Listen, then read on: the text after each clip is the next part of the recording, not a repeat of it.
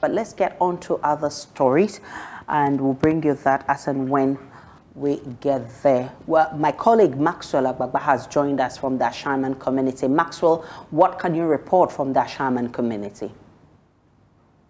From Tuesday and then Wednesday and then Thursday, also one thing in Ghana. Like one frame in so 3 days in the Akolano Pony home fan. 3 days in here, or no Coban Sana Yedi. 3 days in the Minion Didi. Minis Council Media Akolani Beko Hospital. Oh, she's very distressed. She says that since the husband was picked up by the military on Tuesday, she's not had anything from him. She says that her child is sick. She's unable to take the little girl to the hospital because she does not have money to do that. Maybe some mobile, Omuko mobile, and the Muso Ama ni 9 poapra, ni Simbaku, ni Hase Ahunon Timin Nanti Papa. Well, she says personally she's not had anything from her husband, but she says for those who were with him, who were arrested together with him, they said they saw him with a swollen cheek and also injured, has a leg injury also, but she has not had anything, from the husband. Where did they did it? But only no Coban ye did it, or like Miniska, Juma Miniska, no Coban the Bibiani. Since he was taken away, she has not eaten. Her child also, it's very difficult for them to buy something to eat because the husband is the breadwinner of the family. Oh, it was a great scare. Because when they came, they were first invading into the house by knocking the main gate. They knocked the gate severally. Nobody came out. So with that response, they tried to jump over the wall. When they jumped over the wall, there are extra gates to the to the rooms. So they break the rooms and entered. So in entering, they break about 6 trap doors. Because when you are about to sleep at night, you can't lock the main doors. We all lock the trap doors. So they broke all our trap doors, picked 4 gentlemen out, and they started brutalizing us outside. They drove us up like a military man, whilst we are a civilian. Beat us up from 3 a.m. right to 8 a.m. And we were taken to Michelle camp. After when we were taken to Michelle camp, they were not doing anything, no investigation, but they went back to Laku to invade about 140 people and brought back and add up to us. After a while, we were taken back to Bema camp, and at Bema camp, it wasn't an easy task. We went through a lot of hell. We were beaten at Bema camp, trained well. They say they'll train us to be a soldier, and we were beaten all our bodies, all over, from head to toe, all of our body. What did they use to beat you? Oh, rod, rulers, stripes of warriors. Let's go live to the burial events of Sheriff Imoro, the 25-year slain soldier.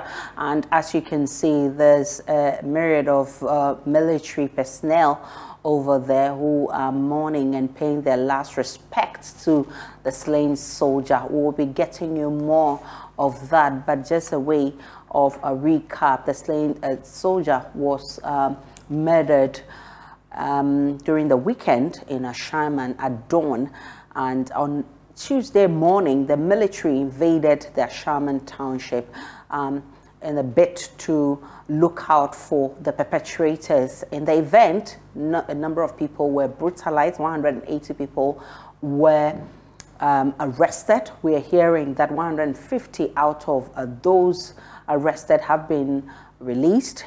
30 more are in the custody of the police.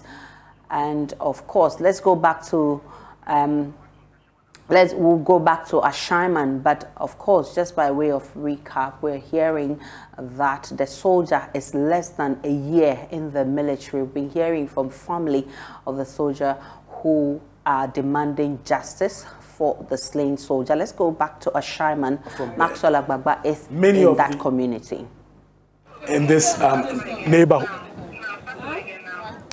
So this is the spot where the body of the soldier, Sheriff Imoro, was found. It was discovered early in the morning by some of the residents here in the Ashaiman Taifa community. Many of the young men who live here in this community have since fled.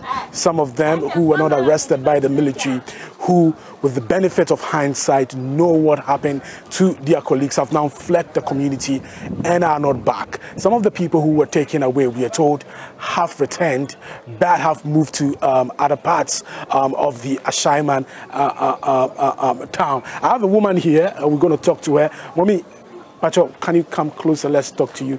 Yes. Pacho, your first name? Joyce Dogbe. Joyce Dogbe. Okay.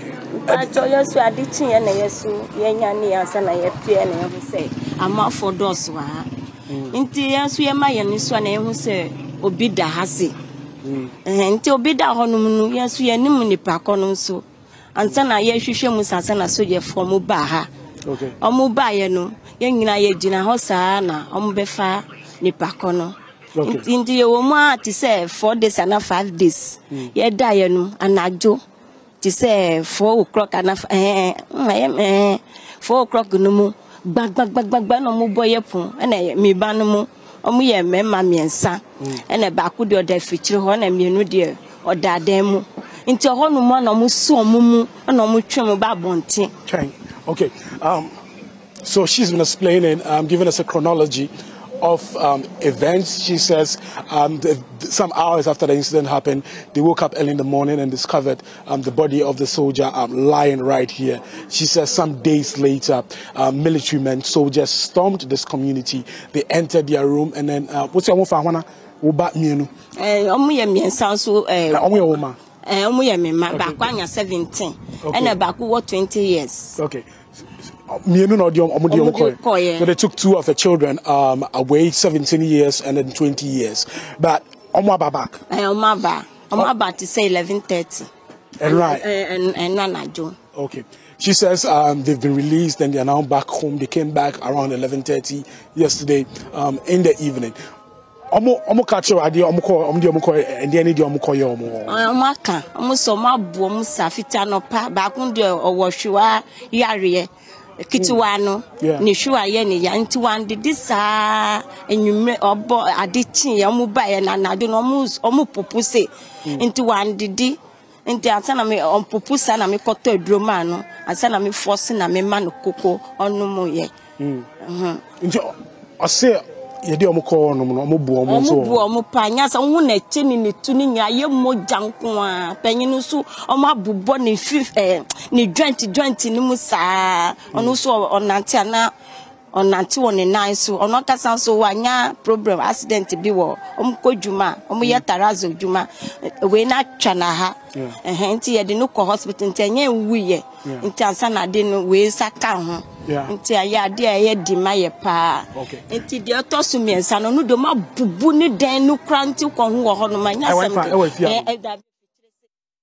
So you had the resident from that community of Ashaiman explaining the ordeal that her children went through with the military that invaded the community on Tuesday. She says that her 2 children were affected. One of them is already ill, who had not eaten at the time that the military people stormed the area. They beat him to pulp. She says that there are a lot of bruises on his body.